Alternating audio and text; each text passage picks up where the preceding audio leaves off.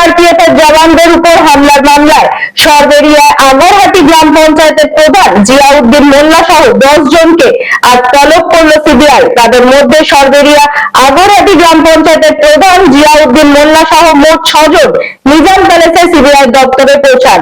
জিয়াউদ্দিন মোল্লা তার আইনজীবীকে সঙ্গে নিয়ে সিবিআই দপ্তরে আসেন। তিনি বলেন, সিবিআই ডেকেছে, সহযোগিতা করব, আইনের উপর আমার পুরো আস্থা আছে।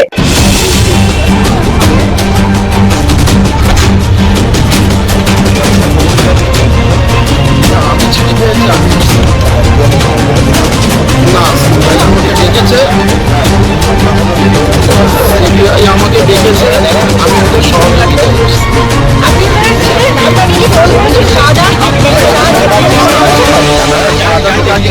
যেতে দেন, আমি ওখানে উত্তর দেবো। যেতে দেন, আমাকে ডেকেছে, আমাকে সেটা আইনের ওপর আমার আস্থা আছে।